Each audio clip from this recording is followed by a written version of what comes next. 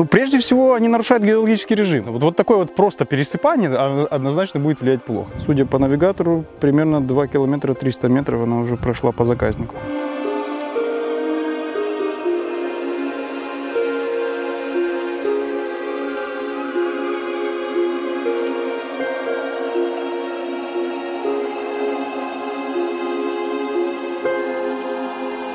Ну, не говоря уже о том, что просто нарушает ландшафт.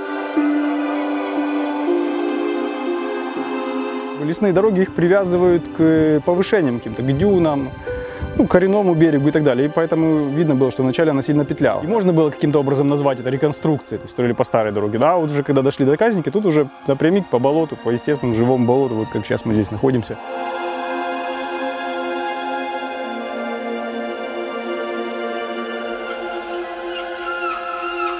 Соответственно, с одной стороны, подобная дорога, она будет выполнять функцию дамбы, она будет задерживать воду, будет постепенное накопление, образуется водоем фактически, особенно вдоль дороги. С другой стороны, наоборот, будет подсушивать болото.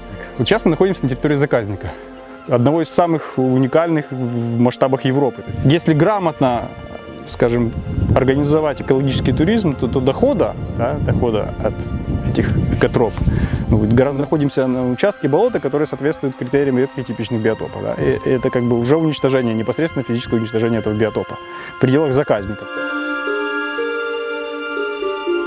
Вреда окружающей среде это точно не принесет. Принесет определенную пользу, потому что она будет, эта дорога, являться, как я и сказал, естественным барьером. Если будет огреть болото, то оно его остановит.